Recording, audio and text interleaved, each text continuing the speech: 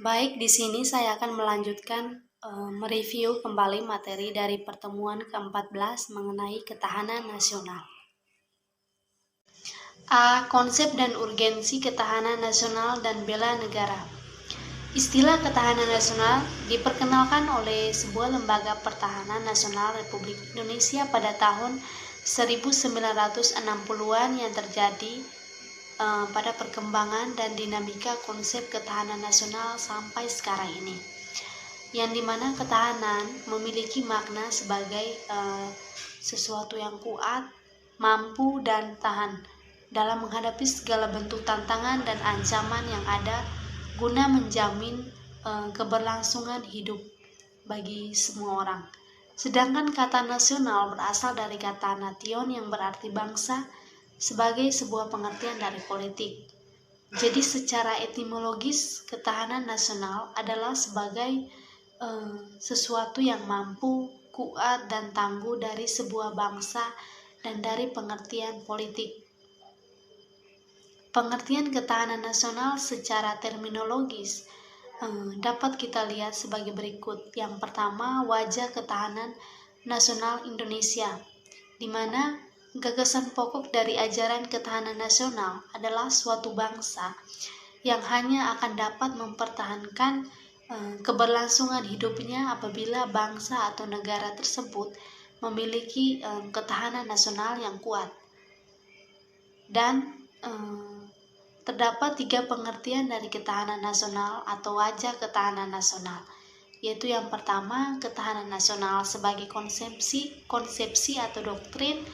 Yang kedua, ketahanan nasional sebagai kondisi. Dan yang ketiga, ketahanan nasional sebagai strategi, cara, atau pendekatan. Naskah Garis Besar Haluan Negara pada tahun 1998 mengemukakan sebuah definisi tentang ketahanan nasional, yang dimana yang pertama, untuk tetap terus berjalannya pembangunan nasional agar dapat terhindar dari segala hambatan dan bisa mencapai tujuan, maka perlu adanya penyelenggaraan ketahanan nasional untuk mencerminkan keterpaduan nasional yang menyeluruh. Dan yang kedua, menurut Garis Besar Haluan Negara, ketahanan nasional adalah kondisi dinamis yang merupakan sebuah integrasi dari kondisi setiap aspek kehidupan berbangsa dan bernegara. Dan yang ketiga, ketahanan nasional meliputi ketahanan ideologi, ketahanan politik, ketahanan ekonomi, ketahanan sosial budaya, dan ketahanan pertahanan keamanan. Nah, yang kedua, dimensi dan ketahanan nasional berlapis. Selain adanya 3 wajah ketahanan nasional, maka kita juga melihat ada juga dimensi dan konsep dari ketahanan nasional itu sendiri. Jika ada ketahanan nasional di bidang politik, ketahanan nasional di bidang ekonomi, sosial budaya, ketahanan keamanan, maka semuanya itu muncullah istilah-istilah yang mana kita lihat pada ketahanan politik, ketahanan budaya, ketahanan sosial, ketahanan ekonomi, ketahanan keamanan. Konsep ketahanan nasional berlapis ialah suatu kondisi yang dimana terlihat kokoh dan tangguh dari sebuah bangsa tentu tidak terwujud jika tidak adanya ketahanan pada lapisan-lapisan di bawahnya. Dan yang ketiga, kita melihat bela negara sebagai upaya dalam mewujudkan suatu ketahanan nasional. Pada pasal 27 ayat 3 Undang-Undang Dasar NRI 1945 menyatakan bahwa setiap warga negara berhak dan wajib ikut serta dalam pembelaan negara. Setiap warga negara tanpa terkecuali dapat mengambil bagian dalam membela negara sesuai dengan kemampuannya masing-masing. Dan kita juga melihat dalam Undang-Undang Nomor 3 Tahun 2002 tentang Pertahanan Negara pasal 9 ayat 1 menyatakan bahwa setiap warga negara berhak dan wajib ikut serta dalam upaya bela negara yang diwujudkan dalam penyelenggaraan pertahanan negara. Dan upaya bela negara bukan sekedar menjalankan kewajiban semata, tetapi juga menjadi sebuah kehormatan bagi setiap warga negara untuk bertanggung jawab, rela berkorban, menyadarkan diri dalam mengabdi kepada negara. Dan bahkan negara dapat dibedakan secara fisik dan non-fisik. Yang ke B, sumber historis, sumber sosiologis, sumber politik tentang ketahanan nasional dan bela negara. Secara historis, gagasan mengenai ketahanan nasional bermula dari tahun 1960-an di kalangan militer Angkatan Darat di SSKAD yang sekarang bernama Seskoad, di mana pada masa itu terjadinya pengaruh komunis yang berasal dari Uni Soviet dan Cina, dan berlanjut terus pada tahun 1968 mengenai pemikiran dari sebuah lembaga pertahanan nasional. Mereka menemukan sebuah unsur-unsur dari tata kehidupan nasional berupa ideologi, politik, ekonomi, sosial, dan militer, sehingga pada tahun 1969 lahirlah ketahanan nasional yang adalah sebuah keuletan dan daya tahan suatu bangsa untuk menghadapi segala ancaman.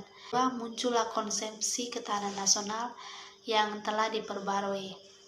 Dan tahun 1973 secara resmi konsep ketahanan nasional dimasukkan dalam garis besar haluan negara pada TAP MPR nomor 4/MPR/1978. Yang ke C, esensi dan urgensi ketahanan nasional dan bela negara. Dapat kita lihat yang pertama, esensi dan urgensi ketahanan nasional. Ketahanan nasional berlandaskan ajaran Astagatra yang di dalamnya terdiri atas 8 unsur yang dapat dibagi sebagai berikut: 3 unsur alamiah atau Trigatra dan 5 unsur alamiah Pancagatra. Unsur ketahanan nasional Indonesia dapat dilihat sebagai berikut, menyangkut 3 aspek kehidupan alamiah atau Trigatra. Yang pertama, gatra letak dan kedudukan geografi. Yang kedua, gatra keadaan dan kekayaan alam. Dan yang ketiga, gatra keadaan dan kemampuan penduduk.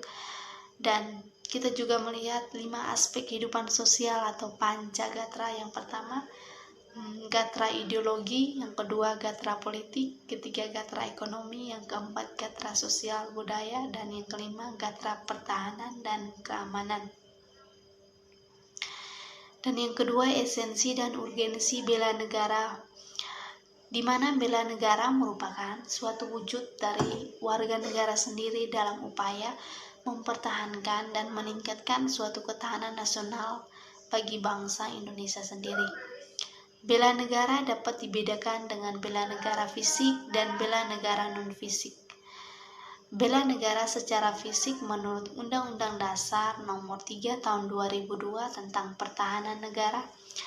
Dalam bela negara secara fisik dapat dilakukan dengan menjadi seorang anggota Tentara Nasional Indonesia dan dapat mengikuti pelatihan dasar kemiliteran, misalnya pelatihan dasar kemiliteran yang diselenggarakan melalui program rakyat terlatih yang juga ada pada Undang-Undang Nomor 20 Tahun 1982, terdiri dari Menwa, Hansip, Mita, Banbinsa, dan organisasi kemasyarakatan kepemudaan. Semuanya sudah menjalani latihan dasar militer.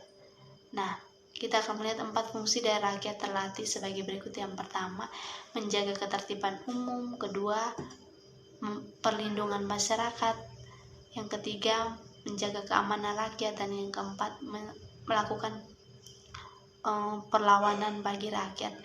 Yang ke B, bela negara secara non-fisik. Non-fisik dapat dilakukan dengan cara yang pertama, mengikuti pendidikan kewarganegaraan baik secara formal maupun non-formal.